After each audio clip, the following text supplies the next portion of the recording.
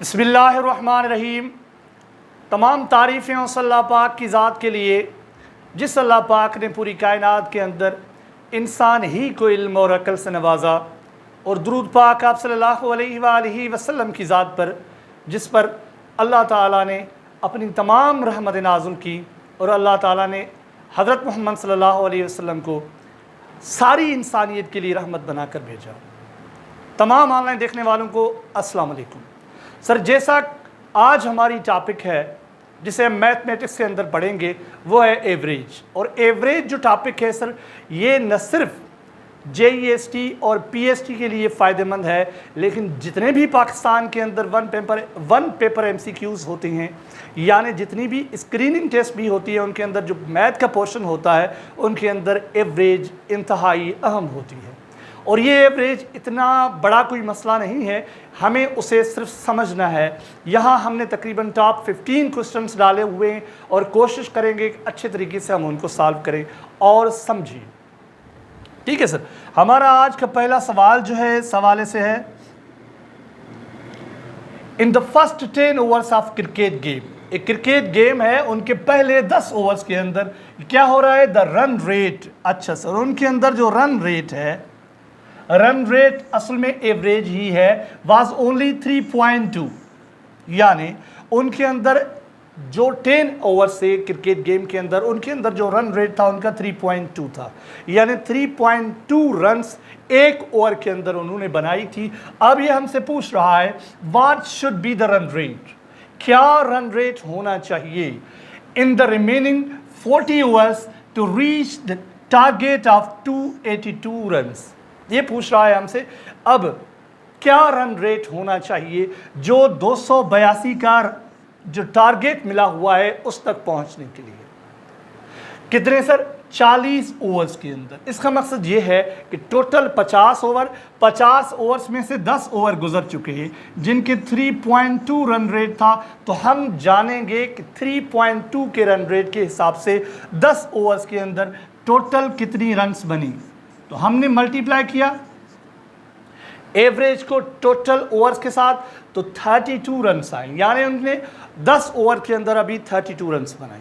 अब हम देखेंगे कि 40 ओवर्स के अंदर 282 रन्स बनाने के लिए क्या एवरेज होनी चाहिए, क्या रन रेट होना चाहिए। इसके लिए ज़रूरी है सर, टारगेट है 282, ये इसमें से माइनस करेंगे हम सर 32, इसलिए कि 32 रन्स जो है हमने पहले बनाई हुई। ठीक है सर, तो ये 282 में से 32 माइनस करेंगे तो जवाब आएगा 250, यानी अब 40 ओवर्स के अंदर ज़रूरत है 250 रन्स की। अब हम क्या करेंगे, हम इसे 40 ओवर के साथ डिवाइड करेंगे, जो भी जवाब आया वो हमारा रन रेट होगा। ठीक है सर, हम इसे अगर डिवाइड करेंगे तो 6.25 जवाब आएगा, 0 0 कैंसिल और 25/4 को, तो हमारा जवाब ए जो ऑप्शन है ये करेक्ट ऑप्शन है सर। आप इसे लॉक कर दे, आप इसे सेव कर दे, मैं भी इसको कैप्चर कर रहा हूँ। ठीक है सर, तो ये हमारा सवाल पहला सॉल्व हो गया। उम्मीद है आपको समझ में आया होगा। अब सर दूसरा सवाल है, उसमें से हमसे पूछ रहा है a family consist of two grandparents. अच्छा, दो नाना नानी या तो दो दादा दादी, ग्रैंड पेरेंट्स हम उनको कहते हैं। टू पेरेंट्स मीन्स मदर और फादर एंड 3 ग्रैंड चिल्ड्रेन। जाहिर है 3 ग्रैंड चिल्ड्रेन मीन्स नवासे नवासियाँ या पोते या पोतियाँ। ठीक है सर, बहरहाल हम ये समझते हैं कि 3 बच्चे, 2 वालदैन और 2 जो है बुजुर्ग वालदैन। ठीक है सर, उस हवाले से अब ये हमसे पूछ रहा है, ये बता रहा है, अभी पूछ नहीं रहा, नीचे पूछ रहा है the average age of grand parents, दादे दादी या नाना नानी, इज 67 ईयर्स। अच्छा, इन 2 बुजुर्गों की एवरेज है sir 67। That of the parents is 35 years. जो उनके वालदैन है मदर फादर, उनकी average 35। Okay sir. And that of the grand children is 6 years, और 3 जो उनके बच्चे हैं उनकी एवरेज 6 साल है। What is average age of the family, ये पूरी फैमिली की एवरेज एज क्या होगी सर। आपको पता है कि दो बुजुर्गों की 67, इसका मकसद ये है 70 भी हो सकता है एक की और दूसरे की इससे कम भी हो सकती है। तो हम sum of the grandparents age find करने के लिए 2 के साथ मल्टीप्लाई करेंगे 67, तो जवाब क्या आएगा? 2 इंटू 7 14, 2 इंटू 6 12, 13, 134 ईयर्स, यानी दो उनके पेरेंट्स 134 ईयर्स के। अब दो पेरेंट्स जो हैं उनकी एवरेज 35 थी, तो उनका सम होगा 70, और 3 उनके चिल्ड्रेन हैं, उनकी एवरेज एज थी 6 ईयर यानी 18 ईयर्स। ठीक है सर। अब इनका सम ये बिल्कुल जो है क्लास 5, 3, 4 के तरीके के साथ कर रहा हूँ, वैसे मुझे ये हॉरिजॉन्टल में करना चाहिए था, वर्टिकल में। अब हम इसे ऐड कर रहे हैं तो क्या जवाब आएगा सर? 12, 2, यानी इनकी टोटल एज जो है वो है 222। अब एवरेज फाइंड करने के लिए इनका सम जो है हम वो ऊपर रखेंगे 222, और कितने बने सर ये टोटल बंदे? ये दो बड़े 3 बच्चे, ये टोटल 7 हुए। 7 से डिवाइड करेंगे तो हमें टोटल जो एवरेज है फैमिली की वो मिल जाएगी। अब यहाँ पर ये जो मिक्सड फ्रैक्शन के अंदर है तो हम भी इसे मिक्सड फ्रैक्शन के अंदर ही रखेंगे। ठीक है सर। हम 7 को 22 के ऊपर 3 टाइम मल्टीप्लाई करेंगे तो 21 आएगा। ठीक है सर। तो 12 वहाँ 1 इंटू 7 12, 1 इंटू 7 7, 12 में से 7 माइनस करेंगे तो जवाब क्या आएगा सर? 5/7। तो इसका एवरेज टोटल फैमिली का हुआ 31 होल 5/7। अब देखिए यहां पर है sir, yes, B option is a correct option sir, आप इसे सेव कर लें। ठीक है सर। अभी एक नए सवाल की तरफ जाते हैं। अब सर ये हमसे पूछ रहा है, a grocer has sale of Rs 6,435 rupees. एक सब्जी फरोश है, वो भाई साहब उसकी सेल है 6,435, 6,927, 6,855, 7,230, 6,562 फॉर 5 कंसेक्यूटिव मंथ्स, यानी 5 जो मुसलसल माह थे उनके अंदर ये उनकी टोटल सेल है। ओके ठीक है। अब ये क्या पूछ रहा है हमसे? ये पूछ रहा है how much sale must he have, ये कह रहा है कितनी सेल इसे जरूर होगी इन द 6th मंथ। अच्छा, 5 माह के बाद जो 6ठा महीना आ रहा है उसके अंदर क्या सेल इसकी बननी चाहिए? यहां पर शुड है सर, हाउ मच, मस्ट है, शुड भी नहीं है, मस्ट है, कितनी होनी चाहिए, जरूर होनी चाहिए। सो दैट ताक he gets an average sale of Rs 6,500। अच्छा, यानी 6 मंथ के अंदर इसकी एवरेज सेल होनी चाहिए 6,500। अब हम क्या करेंगे? अगर ये हमें पूछ रहा है, ये बता रहा है, फिर पूछ रहा है, बता क्या रहा है, यानी इसकी 6 मंथ्स की जो एवरेज होनी चाहिए वो होनी चाहिए 6,500। हम 6,500 को 6 मंथ के साथ जितनी की मंथ्स की एवरेज होनी चाहिए उसके साथ मल्टीप्लाई करेंगे तो हमें सम ऑफ सेल ऑफ 6 मंथ्स मिल जाएगी। हम इसे मल्टीप्लाई करेंगे तो क्या जवाब आएगा सर? यहाँ 00, 6 5 30, 6 6 36 3 39, यानी इसका मकसद है इसका टोटल जो सम होगा 6 मंथ्स की सेल का वो होगा 39,000। ठीक है सर। अब हम इसकी सेल, ये 5 मंथ्स की जो सेल है हम उसे ऐड करेंगे सर। क्या है सर 5 मंथ्स की सेल? पहले मंथ्स की सेल है 6,435, 6,927, 6,855, 7,230 और आखिरी 6,562, 6,562। हम इसे ऐड करेंगे तो हमें 5 मंथ्स की टोटल सेल मिल जाएगी। ठीक है सर। यहाँ 6 मंथ्स की टोटल सेल हम फाइंड कर चुके हैं कि इतनी होनी चाहिए इस एवरेज के साथ। अगर उसकी एवरेज 6,5 यानी 600 हमें जो है वो एवरेज अगर उसकी सेल की बनानी है तो ऐड करेंगे 5 to 7, 7 7 14, 19, 7 10 12 17 27, 7 11 20 28 30 सर, 9 15 21 21 27 27 and 3 34 सर। इसका मकसद है 34,009 rupees is the sale of 5 months consecutive months। तो कितनी सर? 34,009 रुपीज़। ये हम इसमें से माइनस करेंगे, इसलिए ये जो सेल है सर, ये है सेल ऑफ 5 months, ठीक है सर। और ये है सेल ऑफ 6 months, ठीक है सर। अब हम 6 months की सेल से 5 months की सेल अगर माइनस करेंगे, जो बचेगा वो 6th month की सेल होगी। ये कह रहा है 6 month में कितनी सेल होनी चाहिए, तो वो माइनस करेंगे तो जवाब आएगा 1 9 9 8 4 4 0, यानी जवाब आएगा 4,991। ये जवाब है ऑप्शन इसके अंदर जी सर। ये पहला ए नंबर जो है 4,991 is the sale of 6th month to make an average of 6,500 rupees of 6 months। यानी 6 माह के अंदर अगर 6,500 की एवरेज हमें बनानी है, तो उस हवाले से छठे 6 महीने के अंदर मंथ्स के अंदर 4,991 की सेल ज़रूरी है, ठीक है सर। उम्मीद है आपको समझ आया होगा। अब हम 4 की तरफ चल रहे हैं सर।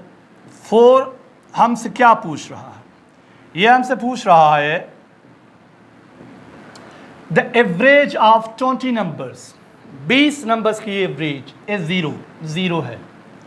ऑफ देम, उनमें से इज द मोस्ट बड़े, how many may be greater than 0। ये कह रहा है ऑफ देम, उनमें से ज्यादा 0 से बड़े अदद कितने हो सकते हैं। ये कह रहा है सर मे बी, हो सकते हैं, ठीक है सर। ऑफ देम, उनमें से, किन में से सर? जो 20 नंबर्स हैं जिनका एवरेज 0 है, जिनका एवरेज 0 है, उनका एवरेज जो 20 नंबर्स हैं उनमें से कितने अदद जो है, कितने नंबर्स जो है वो 0 से बड़े हैं। इसलिए सर आपको ये ज़रूर आना चाहिए, अगर एवरेज 0 है इसका मकसद है सम ऑफ द नंबर्स इज 0। अगर एवरेज 0 है तभी बन सकती है। अगर सर टोटल 20 नंबर्स होते, सम ऑफ द नंबर्स भी 20 होते, सेम होते, तो ये कैंसिल, फिर भी यहाँ एक टाइम टेबल 20 की लगती, इसके ऊपर एक जवाब तो फिर भी आना था। लेकिन यहाँ कह रहा है एवरेज 0, इसका मकसद है सम ऑफ नंबर्स 0 अगर होंगे तभी 0 को 20 के साथ डिवाइड करेंगे तो जवाब 0 आएगा। इसका मकसद है हमें हर सूरत में सम ऑफ द नंबर्स 0 बनाने हैं, इसलिए ज़रूरी होता है कि हमने इंटीजर्स से सहारा लेना होगा। टोटल पॉजिटिव नंबर्स नहीं होंगे, जितने नंबर्स का सम पॉजिटिव नंबर्स होगा उतने ही नंबर्स का सम, या कितने भी नंबर्स का सम, दोनों का पॉजिटिव और नेगेटिव बराबर होना चाहिए ताकि वो कैंसिल हो जाए। इसलिए अगर हम सम ऑफ नंबर्स लेते हैं, इसलिए कि एवरेज बनती है सर सम ऑफ नंबर्स। तो सम ऑफ नंबर्स, अगर 10 नंबर हैं उनका सम जो आ रहा है -25 आ रहा है, तो 10 बकाया जो हैं उनका +25 आना चाहिए, तभी 20 के साथ डिवाइड करेंगे तो कैंसिल हो जाए। 25 तो यहाँ पर 25 में से 25 गए तो 0 बचेगा। ये शक्ल होनी चाहिए, इसलिए हम ऑप्शंस देख रहे हैं कि हमसे ऑप्शन में क्या बता रहा है। इसलिए कि ये कह रहा है कि मे बी, जब मे बी का लफ्ज़ इस्तेमाल किया जाए तो ऑप्शंस पे बहुत ज़्यादा जोर होता है कि यानी इनमें से कौन से हो सकते हैं। और हम आपको बताते चलें सर, यहाँ अगर हम पॉजिटिव और नेगेटिव की बात करते हैं तो 0 के इस साइड के ऊपर तकरीबन नंबर्स जो होते हैं वो पॉजिटिव होते हैं, और इस साइड के जो है साइड पर ये तकरीबन नंबर से होते हैं वो नेगेटिव होते हैं, एंड सो ऑन, इसी तरह से। ठीक है सर, ये नेगेटिव नंबर्स हैं जीरो के इस डायरेक्शन के अंदर, राइट डायरेक्शन के अंदर, ये पॉजिटिव नंबर्स। ये पॉजिटिव और नेगेटिव जब इनका सम करेंगे, नेगेटिव पॉजिटिव का बराबर नंबर जो देखने वाला होगा वो बराबर, वैल्यू तो बराबर नहीं होगा, तो वो कैंसिल हो जाएंगे। ठीक है सर, तो अब जरूरी है, ये कह रहा है कि ए ऑप्शन जीरो, यानी हाउ मेनी नंबर्स, यानी जीरो नंबर्स। ये तो बिल्कुल ही गलत है। जीरो नंबर्स भाई कैसे हो सकते हैं, जीरो से ज्यादा। ये कह रहा है हाउ मेनी नंबर्स में be greater than zero, zero से अगर कितने, एक दो तीन हो सकते हैं ना, जीरो नंबर तो नहीं हो सकता। ये कहता है काउंटिंग में कितने नंबर्स, तो ये जीरो तो हर शिकल में बिल्कुल ऐसे समझो कि कॉन्सेप्चुअल से उल्टा दिया गया है, तो ये ऑप्शन तो होगा ही नहीं।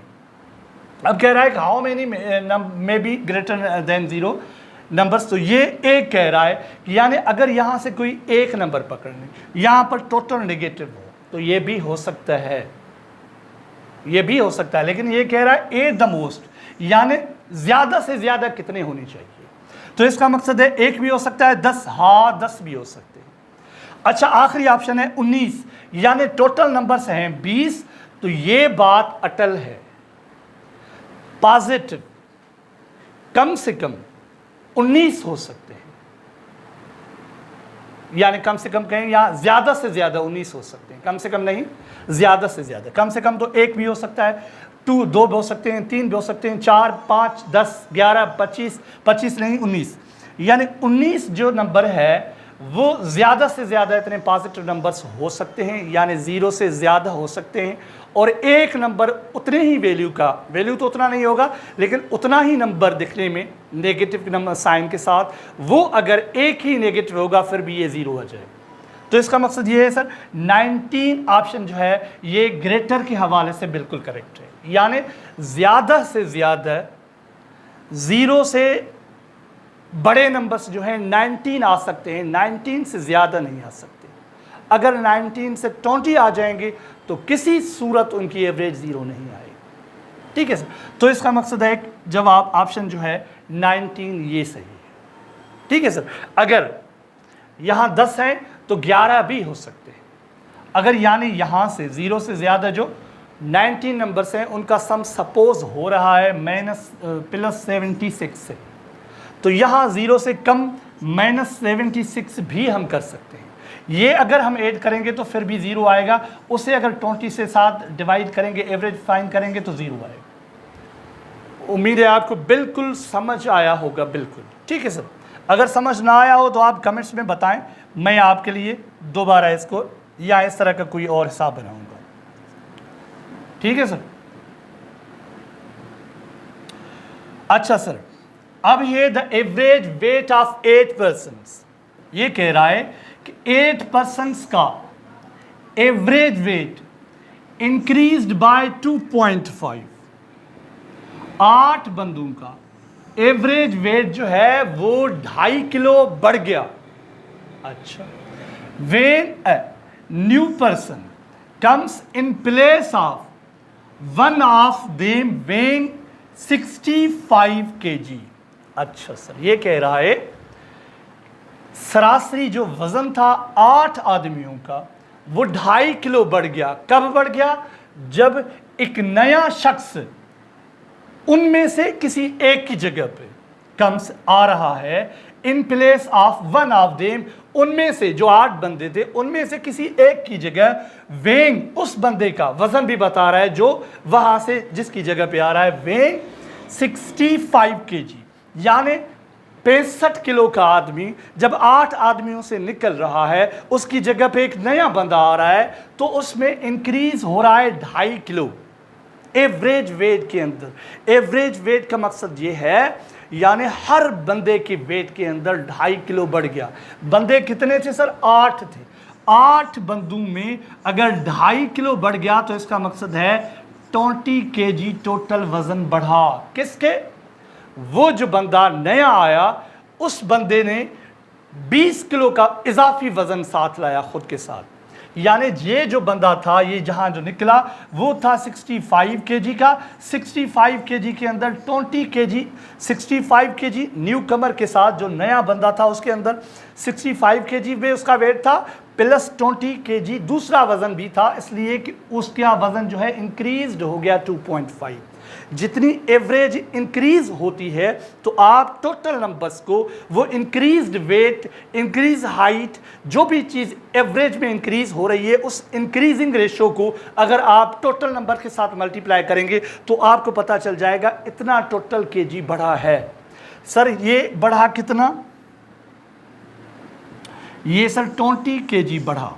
ये 65 पहले जिस आदमी का जिसकी जगह पे आया उसका नंबर जो केजी वजन था वो सेम ही है, यानी उसका ये भी वजन था, 20 केजी भी वजन था। ये अब हमसे पूछ रहा है व्हाट माइट बी, क्या हो सकता है the weight of the new person का। तो 65 भी उसका केजी होगा और 20 केजी उसके अंदर जो बढ़ा था उसकी वजह से वो भी था, यानी 85 KG weight of a newcomer, new person. ठीक है सर, है ऑप्शन के अंदर? जी sir, C option is a correct option. ये ऑप्शन बेहतर ऑप्शन है और सही ऑप्शन है। ठीक है सर, उम्मीद है आपको अच्छे तरीके से समझ आया होगा। ये आप याद रखें, आगे इस जैसा एक और भी प्रॉब्लम है।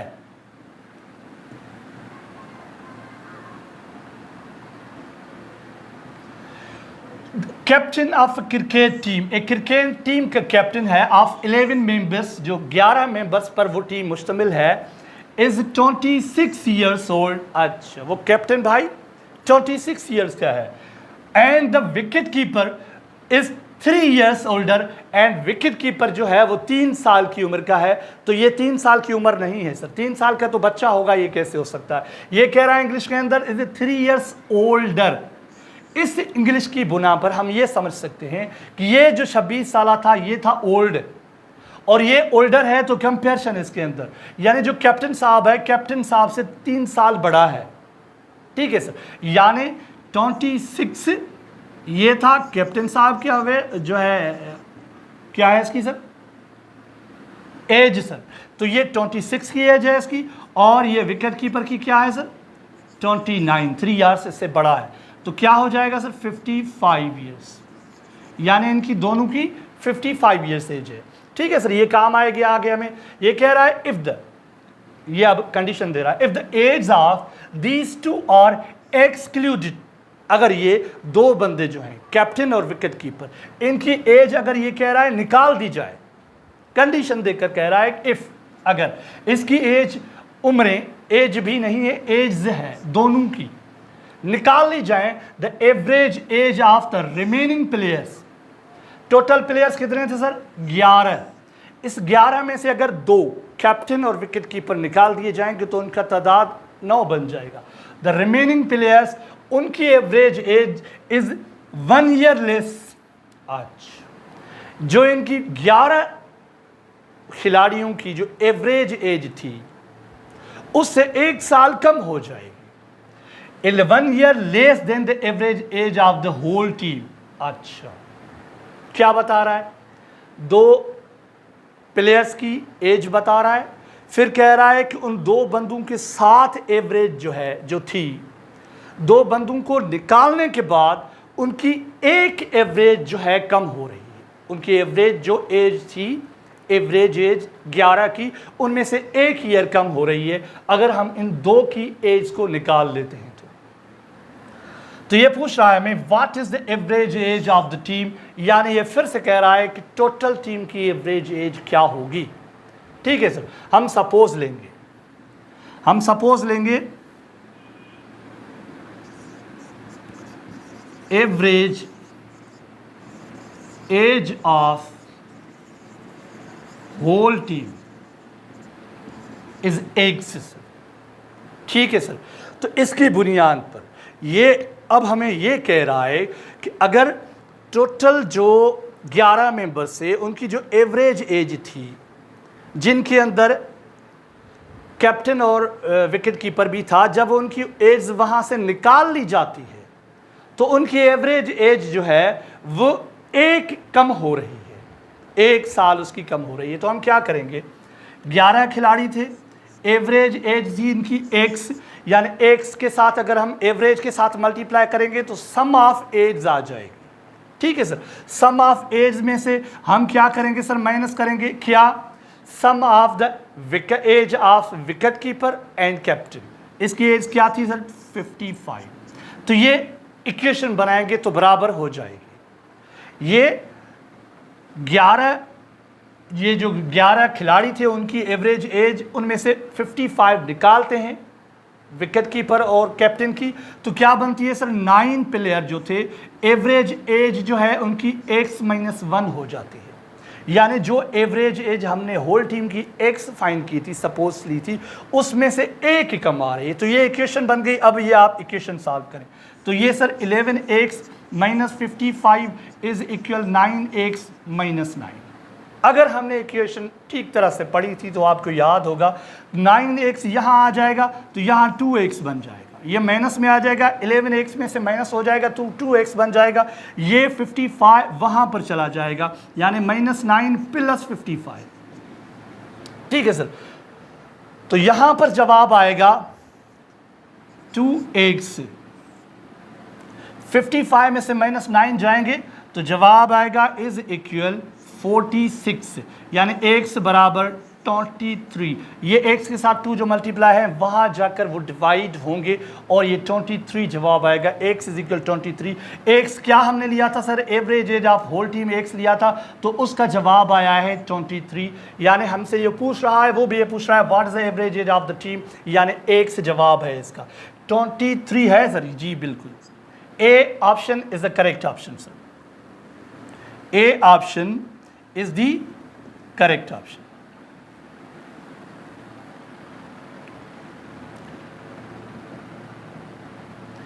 अब सर ये कह रहा है the average monthly income of P भाई साहब एंड Q भाई साहब, P एंड Q की एवरेज इनकम जो थी वो 5050 and the average monthly income of Q and R। अच्छा, अब दो बंदे इसने बनाए हुए हैं PQ, अब इसमें PQ है फिर R है 6250।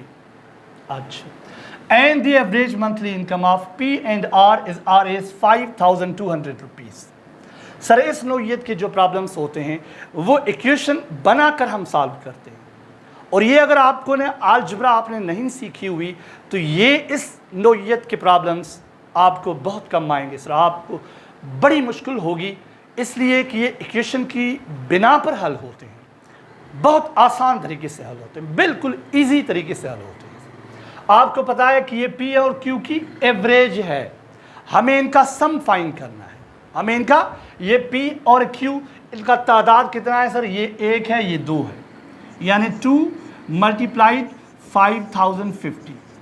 क्योंकि हम ये करेंगे sir sum of monthly income, sum of total monthly income, फिर उसको फार्मूले के अंदर जो है लगाकर हम फाइंड कर सकेंगे कि P की एवरेज इनकम क्या है। ठीक है sir,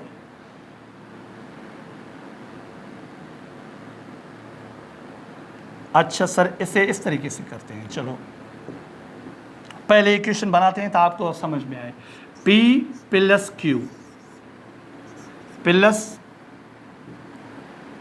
Q + R + P + R।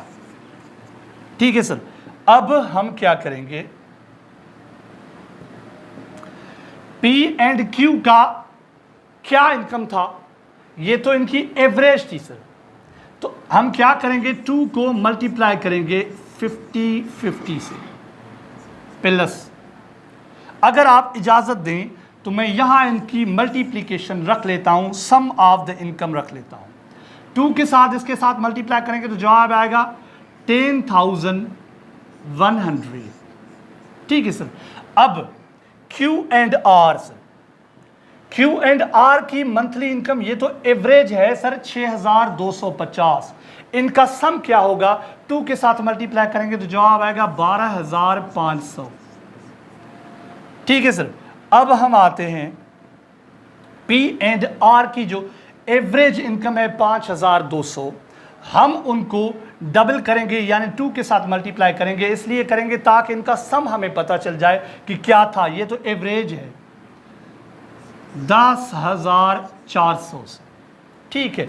अब इनकी जो एवरेज 5050 थी, ये इनका सम है 10,100, इनका सम है 12,500, इनका है 10,400। इसलिए कि इन सारी सब की इनकम हम ऐड कर रहे हैं। तो एक पी है, ये इक्वेशन के मुताबिक हम अलजेब्रा के मुताबिक ऐड करेंगे तो 2p हो जाएगा। q और q 2q हो जाएगा। r और r 2r हो जाएगा बराबर। हम इन्हें ऐड करेंगे तो 10 12 22 22 और 10 32,000, ये 400 500 100, ये भी 1000 बन जाएगा, यानी 33,000 इनकी टोटल इनकम है। ठीक है सर। हम इसे देखते हैं तो हमें ये याद आ रहा है इक्वेशन के अंदर लीनियर है, ये 2 जो है सब के अंदर कॉमन है, तो 2 कॉमन लेंगे, बाकी बचेगा p plus q plus r बराबर 33,000।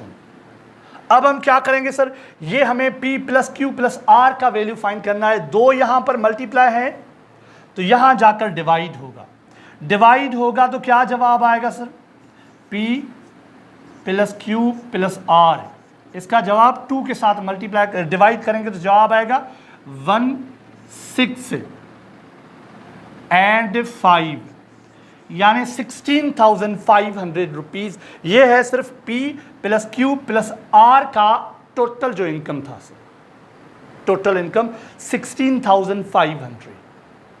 ठीक है सर, इनका सिर्फ तीनों का। अब हमसे पूछ रहा है कि p का क्या है, किसका सर, p का, ये इस p का, ये सर इस p का। अब हम क्या करेंगे, q प्लस r, q और r का हमें दिया गया है ये एवरेज, ये एवरेज है, ये अगर इसका एवरेज है तो इसका सम था सर 12,500। हम क्या करेंगे, q प्लस r का वैल्यू जो 12,500 था इसके अंदर रख लेंगे, यानी अब हम यहां पर इक्वेशन बनाते हैं, p plus q plus r, इसकी जगह पे हम 12,500 रखेंगे। 12,500 ये जो है इनकी इनकम थी, 12,500, ये बराबर क्या बनता है सर, 16,500। उम्मीद है यहां आपको नजर आता होगा। अब सर ये जो है p के साथ ऐड है तो वहां जाकर सब्ट्रैक्ट होगा, ये 12,500 है, ये 16,500 है, इसमें से माइनस होगा तो p का वैल्यू आएगा 4,000, यानी p का वैल्यू 4,000, यानी ये हमारा जवाब है ऑप्शन सर, p का वैल्यू 4,000, बिल्कुल sir, b option is a correct option. इसलिए सर ये एवरेज है, अगर आपने एवरेज सीखी हुई है तो ये आपको अच्छी तरह से समझ आ चुका होगा। ठीक है सर, 12,500 हमने कहां से लाया, q प्लस r का वैल्यू, तो ये q r का एवरेज था, सम हमने फाइंड किया इसको डबल करके, तभी ये 12,500 है। ठीक है सर, मैं इसे सेव कर लेता हूं, आप भी इसे सेव कर लें।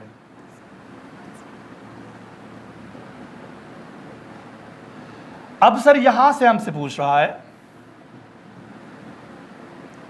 The average age of husband wife and their child, sorry child है, चिल्ड्रेन नहीं है, 3 years अगो। अच्छा, ये पॉइंट आप नोट कर लें सर। ये कह रहा है शोहर, बीवी और उसके एक बच्चे की एवरेज एज 3 साल पहले 27 साल थी। अच्छा, पॉइंट भी नोटेड सर। ये कह रहा है कि 3 साल पहले, and that of wife and the child 5 years अगो। अच्छा, ये कह रहा है उसकी बीवी और बच्चे की 5 साल पहले एवरेज एज थी 20 years। 5 साल पहले उसके बीवी और बच्चे की average 5 years। The present age of the husband, उस शोहर भाई साहब की मौजूदा उम्र क्या है। हम क्या करेंगे सर, ये एवरेज एज तो हमको बता रहा है, ये कितने बंदे हैं sir, husband, wife, their child, ये 3 हो गए सर। ये उसकी एवरेज एज जब बता रहा है तो ये 27 है। हम उनका सम फाइंड करेंगे तो मल्टीप्लाई करेंगे 27 से। लेकिन ये बात आप नोट कर लें, ये कह रहा है 3 साल पहले, यानी आज 2021 है तो ये 2018 की बात कर रहा है। तो इसका मकसद है 2018 के बाद ये तीनों 3 साल बढ़े। तीनों की एज के अंदर 9 साल का फर्क आया, हर एक की एज के अंदर 3 साल 3 साल 3 साल। इसलिए हम इसमें ऐड करेंगे 9 साल। ठीक है सर। तो ये क्या बन गई? अच्छा, ये अब हस्बैंड की बात हमसे पूछ रहा है तो हम इसमें से माइनस करेंगे ये जो इसकी सिर्फ अभी वाइफ और चाइल्ड की बता रहा है। ये भी 5 इयर्स अगो बता रहा है। वाइफ और चाइल्ड कितने हुए सर? 2। ये मल्टीप्लाई करेंगे, इसकी एज क्या थी? 20 सर, एवरेज एज 20। अब हम इसमें ऐड करेंगे, क्या ऐड करेंगे सर? 5 इयर्स अगो की बात कर रहा है ये, यानी 5 साल पहले, यानी 2016 की बात कर रहा है। उसके बाद 5 साल इसका बेटा बढ़ा, 5 साल इस बीवी की भी उम्र बढ़ी, यानी 5 और 5 10 साल इसकी उम्र बढ़ गई। अब ये शोहर के साथ एवरेज एज 3 साल पहले वाली थी, ये 5 साल पहले शोहर के सिवा।